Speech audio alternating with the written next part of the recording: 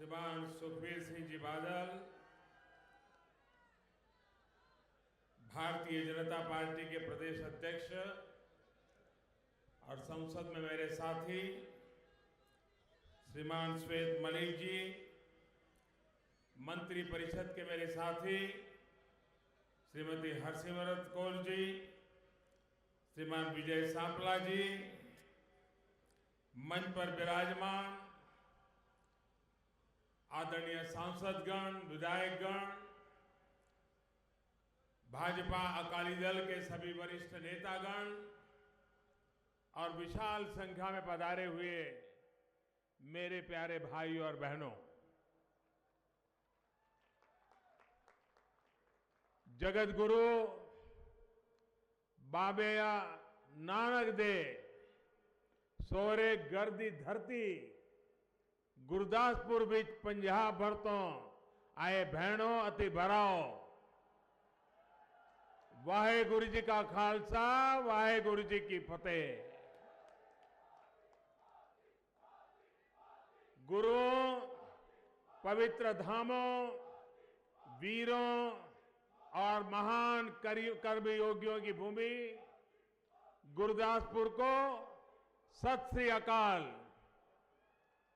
ये मेरा सौभाग्य है कि नए भारत के निर्माण के लिए एक और महत्वपूर्ण वर्ष की शुरुआत मैं गुरदासपुर और पंजाब के बहन भाइयों के बीच में आकर कर रहा हूं।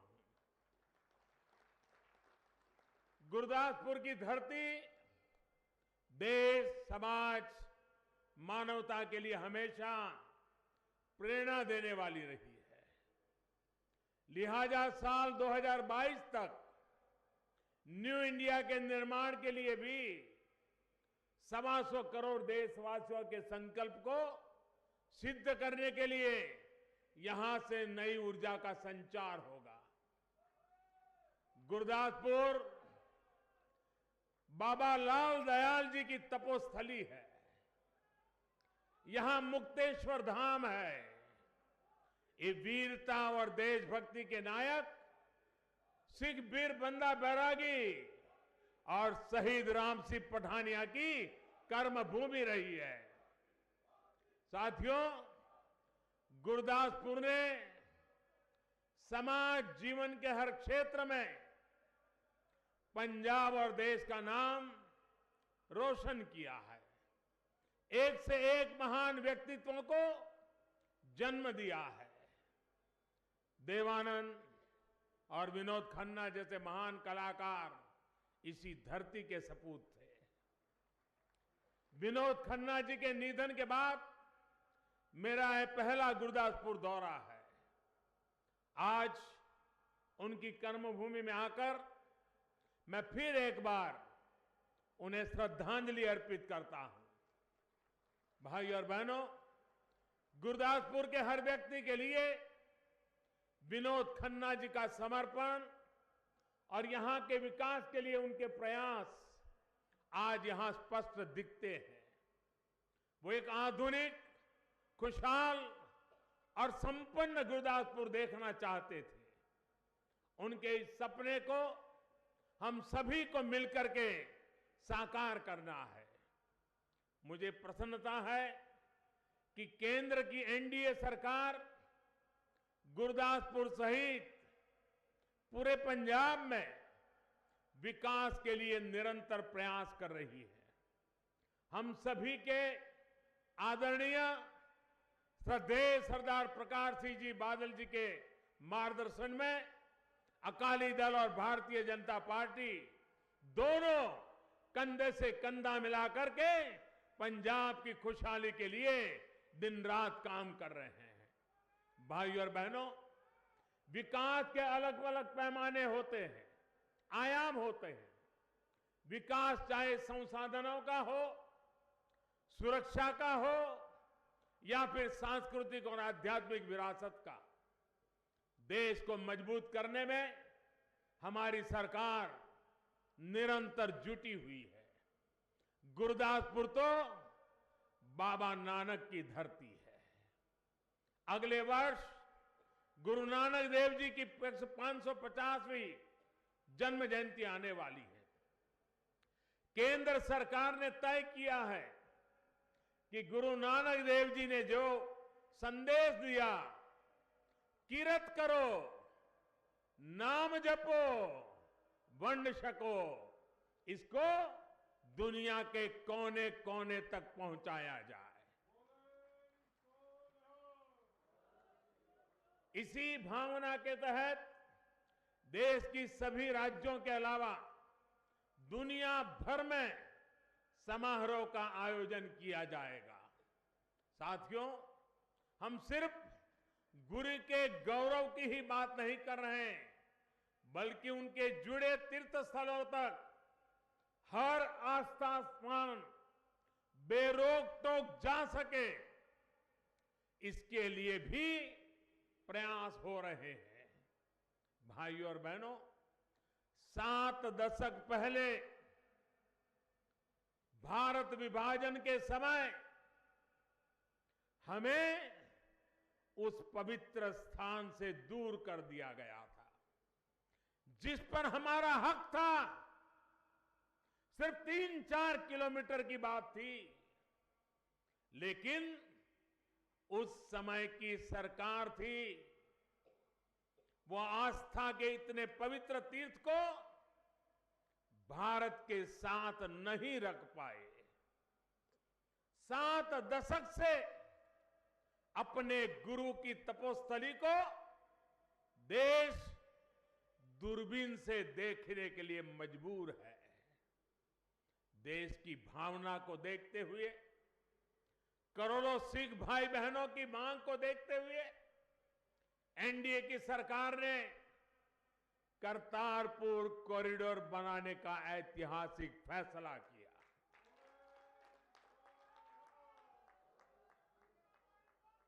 ये कॉरिडोर गुरदासपुर के डेरा बाबा नानक साहिब को करतारपुर के गुरुद्वारा दरबार साहिब जोड़ने का काम करेगा। इसके तहत यहां डेरा बाबा नानक साहिब से लेकर इंटरनेशनल बॉर्डर तक सारी आधुनिक सुविधाओं से युक्त कॉरिडोर का निर्माण किया जाएगा। साथियों, इस महान तीर्थ के महत्व को देखते हुए ही केंद्र सरकार ने अपने 2 मंत्रियों को भी सीमा पार भेजा था। हरसिमरत जी के नेतृत्व में हमारा डेलीगेशन गया था, लेकिन पूरा देश गवाह है कि कैसे अपने राजनीतिक हितों को साधने के लिए कांग्रेस के नेताओं ने पाकिस्तान को मौका दे दिया। हैरानी की तो ये है बात कि कांग्रेस के नेताओं ने यहां के मुख्यमंत्री खुद अपने नेता की भी राय अनसुनी कर दी। साथियों, जिनका इतिहास राष्ट्रीय सुरक्षा से खिलवाड़ रहा हो और जो आज भी देश के सैनिकों और सेना को कमजोर करने के लिए झूठ फैला रहे हो, जिनका इतिहास सिर्फ एक परिवार के जयगान का रहा हो और जो आज भी वंदे मातरम और भारत माता की जय का विरोध कर रहे हो, रोक लगा रहे हो, जिनका इतिहास हजारों सिख भाई बहनों को बेरहमी से हत्या का हो और जो आज भी दंगों के आरोपियों को मुख्यमंत्री पद का पुरस्कार दे रहे हो, उन लोगों से पंजाब समेत पूरे देश को सतर्क रहने की जरूरत है। मत भूलिए, करीब 3.5 दशक से आप सभी, पूरा देश न्याय के इंतजार में था। दिल्ली में जो कुछ भी हुआ उसके अपराधियों को सजा मिले, कांग्रेस के नेताओं को सजा मिले, ये पूरे देश की मांग थी। और आज भी ये मांग उतनी ही प्रबल है। एक परिवार के इशारे पर जिन जिन आरोपियों को सज्जन बताकर फाइलें दबा दी गई थी, एनडीए सरकार ने उनको बाहर निकाला, एसआईटी का गठन किया और मेरे प्यारे भाइयों बहनों, परिणाम आपके सामने है।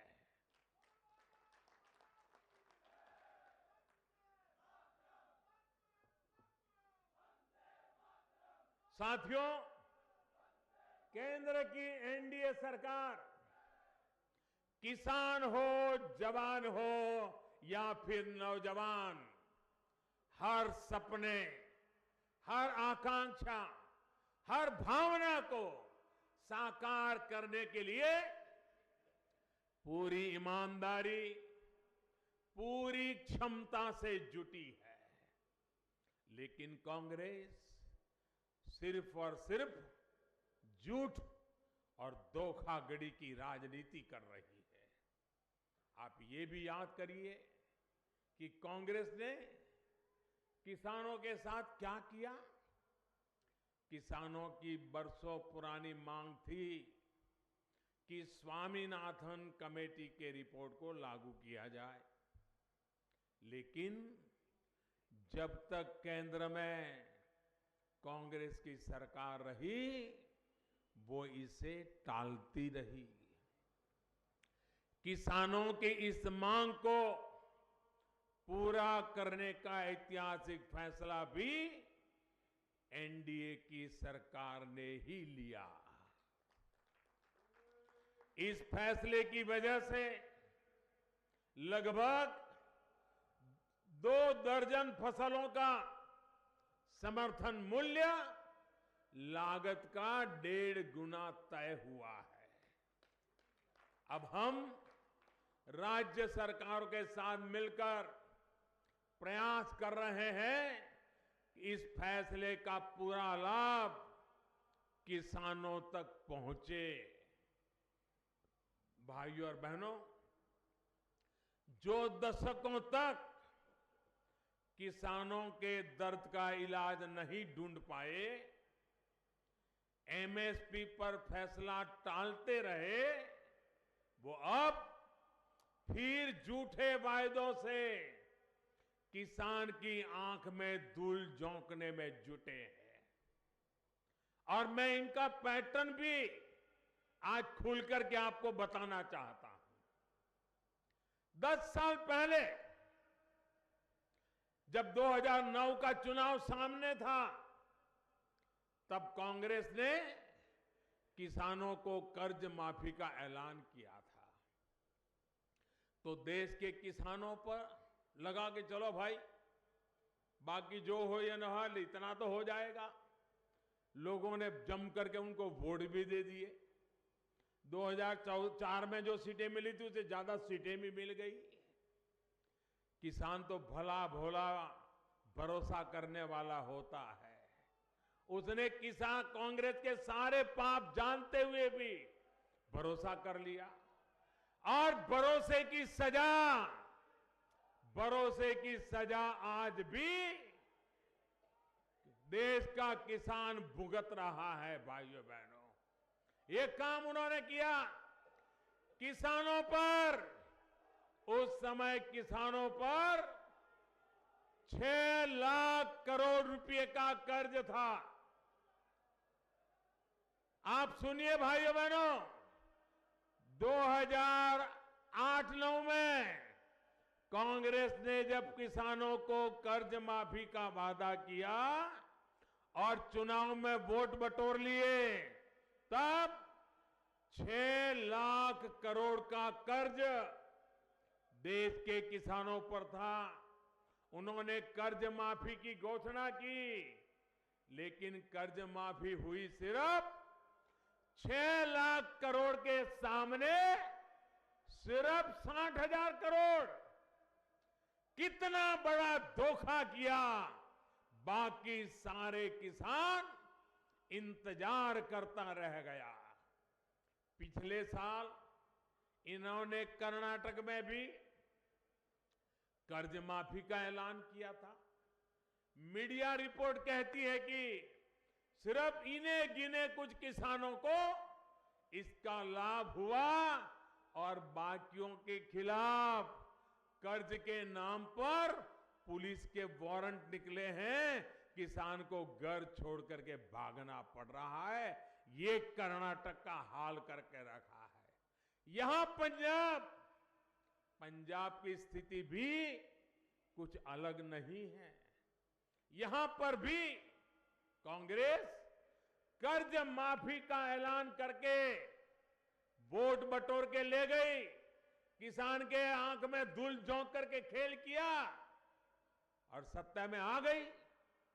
कांग्रेस ने वादा किया था कि यहां के किसानों का 10,000 करोड़ रुपए का कर्ज माफ करेंगे। ये वादा किया था कि नहीं किया था? उन्होंने वादा किया था कि नहीं किया था? ये वादा किया था कि नहीं किया था? अब 1.5 साल बाद सच्चाई क्या है? मैं तो मीडिया में कल ही एक रिपोर्ट देख रहा था। कांग्रेस के लोग अपनी बातों को और जनता को गुमराह करने के लिए बड़े बड़े कागज लेके संसद पहुंच गए थे। बड़े बड़े कागज लेकर के आए थे। उसमें वो लोग खुद ही उन्होंने जो लिखा है खुद ही दावा कर रहे थे कि सिर्फ 3400 करोड़ रुपए का कर्ज माफ किया है। अब मुझे ये नहीं मालूम कि कितने किसानों को सही में इसका लाभ मिला, क्योंकि कांग्रेस का इतिहास तो इसमें भी दागदार है। पहले की कर्ज माफियों में वो ऐसे लोगों के भी कर्ज माफी करते रहे हैं जो उसके हकदार ही नहीं थे, जिसका न खेत है, किसानी है, कुछ नहीं है। लेकिन पंजाब के लोगों को तो अब कांग्रेस ने खुद ने स्वीकार कर लिया है कि उसने ज्यादा नहीं किया है। 1.5 साल में सिर्फ 3400 करोड़ का कर्ज माफ। फिर ध्यान से सुनिए, अगर कांग्रेस का दावा सही है तो 1.5 साल में सिर्फ 3400 करोड़ कर्ज माफी कांग्रेस के लिए पंचवर्षीय योजना है क्या? किसान के मरने के बाद पहुंचोगे क्या?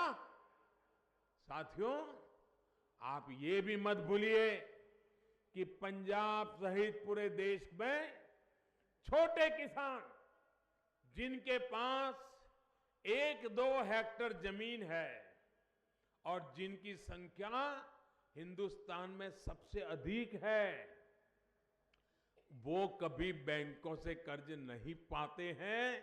उनको वो मिलता भी नहीं है। उनको तो साहूकारों से या दूसरे लोगों से कर्ज लेना पड़ता है।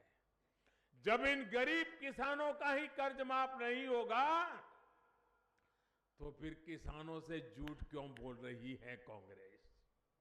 साथियों, जैसे कांग्रेस ने देश को दशकों तक गरीबी हटाओ के नारे के साथ ठगा, वो अब देश को कर्ज माफी के नाम पर ठग रही है।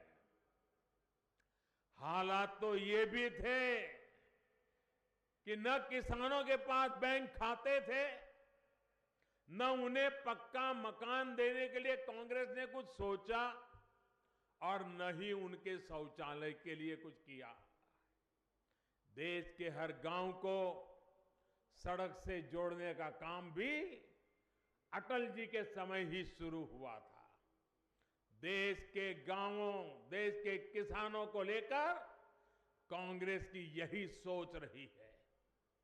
वहीं एनडीए की सरकार विकास की पंचधारा, जन जन की सुनवाई के साथ ही बच्चों को पढ़ाई, युवा को कमाई, बुजुर्गों को दवाई, किसानों को सिंचाई के लिए दिन रात काम कर रही है। इसी सोच के तहत बीते 4.5 वर्षों में गुरदासपुर और पंजाब के विकास के लिए अनेक महत्वपूर्ण योजना और परियोजनाओं को स्वीकृति दी गई है। इनमें से कई पूरी हो चुकी है और बाकियों पर तेजी से काम किया जा रहा है। करतारपुर कॉरिडोर के साथ ही गुरु नानक जी से जुड़े एक और स्थान सुल्तानपुर लोधी को हेरिटेज टाउन के रूप में विकसित करने पर भी काम किया जा रहा है। भाई और बहनों, हमारी सरकार वर्ष 2022 तक किसानों की आय 2 गुनी करने का बहुत ईमानदारी से प्रयास कर रही है, निरंतर जुटी हुई है। साथियों, खेती को लाभकारी बनाने के लिए सरकार निरंतर ऐसे फैसले ले रही है जिससे समस्या को प्रभावी तरीके से खत्म किया जाए। किसानों का सशक्तिकरण ही, एम्पावरमेंट ही एनडीए सरकार का रास्ता है और यही हमारा लक्ष्य है। हमारा किसान ताकतवर बने, हमारा किसान सशक्त बने, इसी मकसद से हम काम कर रहे हैं। इसी सोच को साकार करने के लिए गुरदासपुर और पंजाब सहित पूरे देश में जमीनी स्तर पर काम किए जा रहे हैं। भाइयों और बहनों, आपको आपका ये शाहपुर कांडी डैम प्रोजेक्ट ऐसे ही अनेक कामों में से एक है। आप सभी को इसके लिए दशकों लंबा इंतजार करना पड़ा है। स्थिति ये थी कि रावी नदी की जीवनदायिनी धारा यहां से बहती थी, लेकिन लाखों किसान परिवार के खेत बूंद बूंद पानी के लिए तरसते थे। उन्हें पानी के लिए भारी कीमत चुकानी पड़ती थी। रावी का पानी जो आप सभी के पंजाब और जम्मू कश्मीर के हक का था, वो दशकों से बिना इस्तेमाल का पाकिस्तान जा रहा था। अपने अमूल्य संसाधन की ये फिजूल खर्ची जिनके संस्कार थे उन्होंने निभाए। हमारी सरकार को ये मंजूर नहीं है। साथियों, एनडीए सरकार की नीति रही है कि भारत के हक का पानी भारत की ही भूमि को सिंचेगा, हमारे अपनों के घरों को ही रोशन करेगा। इसी सोच के साथ शाहपुर कांडी डैम जुड़े हर स्टेक होल्डर के साथ बातचीत की गई, अड़चनों को दूर किया गया। परिणाम ये कि 4 महीने पहले इस प्रोजेक्ट को मंजूरी दे दी गई और आने वाले 3-4 वर्षों में ये प्रोजेक्ट गुरदासपुर सहित पंजाब और जम्मू कश्मीर हजारों हेक्टेयर जमीन सिंचाई की सुविधा से जुड़ जाएगी। सिंचाई के साथ साथ पंजाब यहां से 200 मेगावाट से ज्यादा की बिजली भी पैदा कर पाएगा। भाइयों और बहनों, इसी तरह राजस्थान फीडर कनाल और सरहिंद फीडर कनाल की रीलाइनिंग का फैसला भी एनडीए की सरकार ने ही लिया है। इन दोनों प्रोजेक्ट के लिए केंद्र सरकार ने 800 करोड़ रुपए से अधिक की बजट की मंजूरी दे दी है। जब ये दोनों प्रोजेक्ट्स पर काम पूरा हो जाएगा, तब करीब 85,000 हेक्टेयर जमीन को वाटर लॉगिंग से मुक्ति मिलेगी। मुक्तसर, फरीदकोट और फिरोजपुर जिलों समेत पश्चिम पंजाब की करीब 2.25 लाख हेक्टेयर जमीन पर सिंचाई व्यवस्था में सुधार आएगा। साथियों, सिंचाई और सॉइल हेल्थ कार्ड के साथ साथ किसान की उपज को सही दाम दिलाने के लिए, उपज में वैल्यू एडिशन के लिए भी अनेक फैसले लिए गए हैं। किसानों का अनाज, फसल, सब्जियां, दूध बर्बाद ना हो, इसके लिए प्रधानमंत्री किसान संपदा योजना के तहत पूरे देश में व्यापक स्तर पर काम हो रहा है। आधुनिक गोदाम, कोल्ड स्टोरेज और फूड प्रोसेसिंग के कारखाने लगाए जा रहे हैं। यहां फाजिल्का में मेगा फूड पार्क ने काम करना शुरू कर दिया है, तो लुधियाना और कपूरथला के प्रोजेक्ट्स को भी मंजूरी दी जा चुकी है। इतना ही नहीं, पंजाब में 17 नए कोल्ड स्टोरेज या तो तैयार हो चुके हैं या फिर जल्द तैयार होने वाले हैं।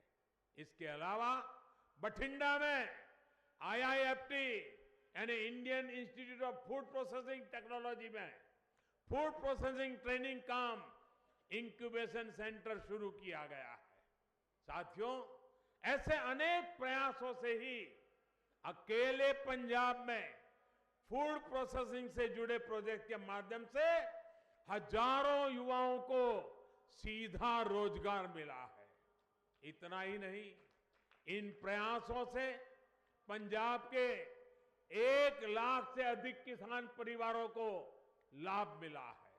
मैं पंजाब और देश के किसानों को ये भी जानकारी देना चाहता हूं कि पिछले महीने एनडीए सरकार ने जो एग्रीकल्चर एक्सपोर्ट पॉलिसी मंजूर की है, उससे भी आने वाले दिनों में किसानों का बहुत लाभ होगा। साथियों, हमारा प्रयास है कि देश के किसानों और उनके प्रोडक्ट्स को वैश्विक प्लेटफॉर्म मिले, उन्हें ग्लोबल वैल्यू चेन का लाभ मिले, कृषि उत्पादनों में वैल्यू एडिशन करके उन्हें विदेशी बाजार में बेचने की हमारे देश में बेहतर और आधुनिक सुविधाएं तैयार होगी, तो किसानों की आय में वृद्धि भी होगी। इसी विजन के साथ हमने नई पॉलिसी बनाई है और आगे बढ़ रहे हैं। भाइयों और बहनों, पंजाब में खेती के साथ साथ यहां के किसानों, यहां के मध्यम वर्ग की बाकी जरूरतों पर भी सरकार ने विशेष ध्यान दिया है। पंजाब की स्वास्थ्य सुविधाओं को बेहतर करने के लिए भी अनेक प्रयास किए गए हैं। बठिंडा में बन रहा एम्स इसी कड़ी में लिया गया एक महत्वपूर्ण फैसला है। इसके साथ ही पंजाब की 11 लाख से अधिक बहनों को मुफ्त रसोई गैस कनेक्शन दिया जा चुका है। यहां के युवाओं को 28 लाख मुद्रा लोन दिए गए हैं। करीब 2.5 लाख नौजवानों को स्किल इंडिया मिशन के तहत ट्रेनिंग दी जा चुकी है। बेटी बचाओ बेटी पढ़ाओ अभियान से पंजाब के अनेक जिलों में बेटियों की संख्या में बढ़ोतरी हुई है। साथियों, केंद्र सरकार अपनी तरफ से कोशिश कर रही है, लेकिन कुछ योजनाओं को लेकर राज्य सरकार को और गति लाने की जरूरत है, जागने की जरूरत है। राज्य में आवास योजना हो, अमृतसर, लुधियाना और जालंधर को स्मार्ट सिटी के तहत विकसित करने का काम हो, अमृत मिशन के तहत पंजाब के 16 शहरों में चल रहे काम हो, इनकी रफ्तार पूरे देश की रफ्तार की तुलना में आज पंजाब में धीमी पड़ गई है और इसके लिए राज्य सरकार को जागना पड़ेगा। जितना काम होना चाहिए नहीं हो रहा है। पंजाब सरकार से मेरा आग्रह है कि जनहित के इन प्रोजेक्ट्स को समय सीमा में पूरा करें ताकि लोगों को सुविधा मिल सके। साथियों, एनडीए सरकार में पूरी संवेदनशीलता के साथ चल रही है, जनभावना के साथ चल रही है। इसका एक बहुत बड़ा उदाहरण जीएसटी है। जैसे जैसे सुझाव मिलते जा रहे हैं, सरकार इसे और प्रभावी और सरल बनाने में जुटी है। गुरु घर हो, मंदिर हो, लंगर हो, भंडारे हो, एक समृद्ध और स्वस्थ परंपरा है। सेवा के भाव से, पूरी श्रद्धा के साथ, तन मन धन से हर आस्थावान यहां जुड़ता है। चाहे वो मंदिर हो, गुरुद्वारा हो, ये परंपरा सदियों से चली आ रही है। आस्था, श्रद्धा और सेवा के प्रयोजन को समझते हुए पूरी संवेदनशीलता के साथ इन सभी आयोजनों को जीएसटी के दायरे से बाहर रखा गया है। इसी प्रकार आज करीब 99% सामान और सेवा 18% टैक्स के दायरे से नीचे ला दिया गया है। पहले इनमें से अधिकतर सामान पर 25%, 30%, 35% तक कर लगते थे, टैक्स लगते थे। अब टैक्स तो कम हुआ ही है। आपको पता भी चल रहा है कि साबुन पर, जूते पर, कपड़े पर कितना टैक्स दे रहा है। पहले ये दिखता नहीं था, लेकिन वसूला जाता था। अब जो आप देते हैं वही आपको दिखता है। यही पारदर्शिता की व्यवस्था है जो न्यू इंडिया का आधार है। साथियों, घरों के निर्माण से जुड़ी प्रक्रियाओं और सामान पर भी जो जीएसटी लगता है, उसको भी हम एक संतोषजनक स्तर पर लाने के पक्ष में हैं। पिछली बार जीएसटी काउंसिल की बैठक में इस पर सहमति नहीं बन पाई थी। उम्मीद है आगे इस पर सार्थक चर्चा के बाद उचित फैसला होगा। वहीं जो व्यापारी, कारोबारी बहन भाई हैं, छोटे उद्यमी हैं, उनके लिए भी जीएसटी को आसान करने की निरंतर कोशिश बीते 1.5 वर्ष से ही की जा रही है। अभी भी हम जीएसटी काउंसिल से अनुरोध कर रहे हैं कि जीएसटी फाइल करने के लिए उद्यमों की आय की सीमा 20 लाख है। उस 20 लाख को बढ़ा करके 75 लाख कर दिया जाए ताकि 75 लाख के नीचे वालों को इस झंझट से मुक्ति मिले। साथियों, कल दिल्ली में कैबिनेट की बैठक में छोटे उद्योगों से जुड़ा एक और अहम फैसला लिया गया है। इस फैसले से agriculture, textile, leather, handicraft, machinery से जुड़े छोटे उद्यमों को बहुत लाभ होगा।